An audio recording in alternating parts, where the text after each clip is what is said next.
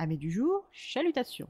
Pour les petits nouveaux, moi c'est Sekhmet et je vous souhaite la bienvenue dans mon podcast littéraire. Dans mon émission, je vais tenter 3 fois par semaine de vous donner envie de découvrir des livres de tout poil, récents et moins récents. Alors, si ça vous tente, c'est par ici la suite. Aujourd'hui, je vais vous présenter Arsenic et Vieux Bouquins, la 6e enquête du chat du bibliothécaire de Miranda James, publiée aux éditions J'ai lu. Dans cette nouvelle aventure de notre duo composé de Charles Harris, dit Charlie, et son fidèle félin Maine Coon Diesel, nous retournons dans la petite ville d'Athéna dans le Mississippi. Les mois d'hiver ont passé depuis sa dernière affaire et le chaud soleil d'été donne sa pleine chaleur dès 10h le matin. Charlie et Diesel, qui travaillent toujours 3 fois par semaine aux archives de l'université d'Athéna, doivent recevoir la visite de Madame la maire Lucinda Beckwith Lang.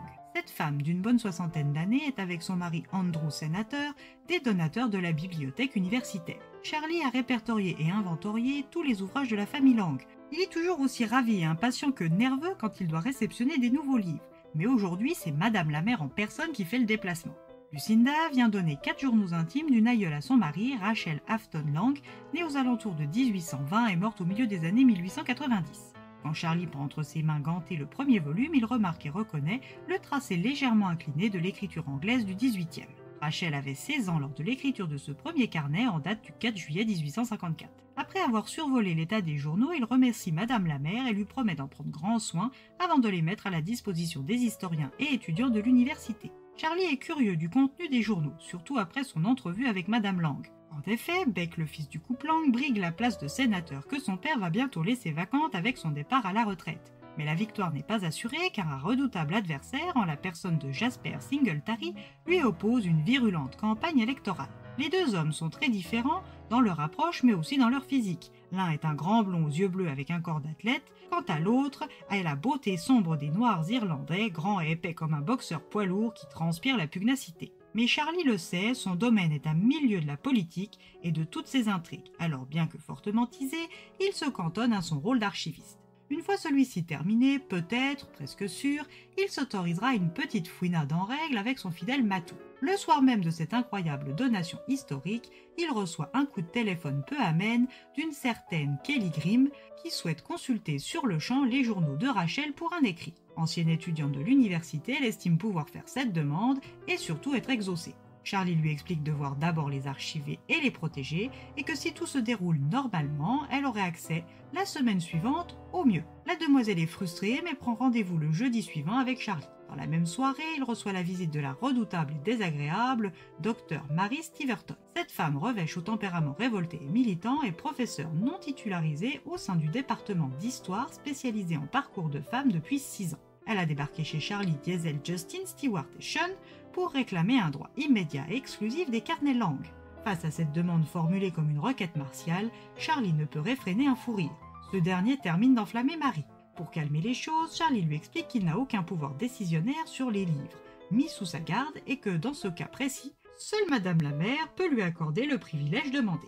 Le lendemain matin, Charlie reçoit comme consigne d'autoriser l'accès exclusif pour 3 semaines aux journaux au Dr Stiverton. Charlie, qui exceptionnellement vient travailler un mercredi, rencontre Marie pris en flagrant délit et Kelly elle aussi prise en faute. Charlie renvoie dans son département Marie et reçoit Kelly. Il apprend qu'après avoir bel et bien fait ses études à Athéna, elle est devenue journaliste indépendante et qu'elle vit une relation amoureuse secrète avec Beck Lang. Son besoin impérieux de consulter les journaux est directement lié à son fiancé secret et à sa campagne pour obtenir le siège de sénateur. Charlie réfléchit aux solutions les meilleures pour les livres et leur conservation et après avoir verrouillé son bureau, part avec son brave géant à moustache chez sa compagne Helen Louise Brady pour le déjeuner. À leur arrivée à la brasserie, il y a foule. Les 2 candidats et leur staff, la journaliste Grimm et Madame le maire, en plus des habitués. Après un copieux repas et un temps précieux passé en compagnie de sa chère et tendre, le duo part en direction de la librairie l'Athénaum, tenue par son ami Jordan Thompson. Cette librairie est l'un des endroits préférés dans sa ville et en tout début d'après-midi, les oreilles de Charlie sont attirées par une conversation animée entre Miss Kelly et le candidat Jasper Singletary. Les deux ont l'air de se connaître et d'être en affaires. Charlie est tiré bien malgré lui de son rôle d'espion par Diesel et la libraire Jordan. Après quelques achats, il est grand temps pour eux de retourner travailler. Mais une fois arrivé, Charlie constate que sa porte n'est plus verrouillée et que les journaux de Rachel Afton Lang ont été volés. Ni une ni deux, Charles lui appelle le chef de la sécurité du campus, Martin Ford. Dépité et frustré, il rentre chez lui après avoir communiqué les 3 noms des personnes intéressées et susceptibles d'avoir volé les livres, à savoir Kelly, Mary et Jasper. Le jour même, il reçoit la visite d'une Mary effondrée qui lui clame son innocence et son désespoir face à cette perte qui allait la priver de sa chance d'être titularisée. Le lendemain matin, le shérif adjoint Kanesh Berry lui demande un entretien à 9 h à son bureau. À 8 h 30, quand Charlie pénètre dans son bureau, les journaux ont refait surface, sans tambour ni trompette et sans dégâts apparents. À 9 h, l'agent Berry, rejoint par Lucinda Lang, s'installe dans son bureau.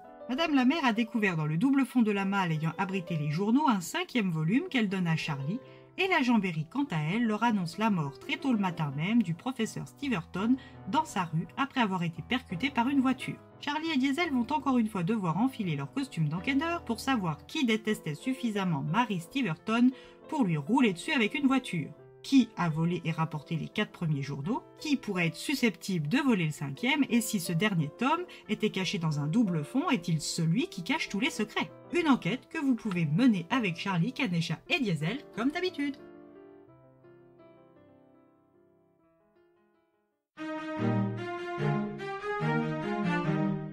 Comme avec chacun des tomes précédents, c'est un petit plaisir non coupable.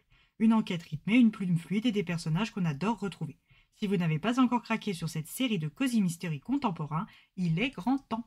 Et bien voilà, j'en ai fini pour aujourd'hui. J'espère que cet épisode vous aura plu et vous aura donné des nouvelles idées de lecture. Si vous souhaitez découvrir d'autres petits bonbons littéraires tout droit sortis de ma bibliothèque, je vous retrouve le mardi 27 février prochain pour un nouvel épisode. Et si d'ici là je vous manque de trop, n'hésitez pas à me rejoindre sur mon compte Instagram, @leslectures de Sekhmet, on vous y attend. Sur ce, chalut les amis, et à la prochaine!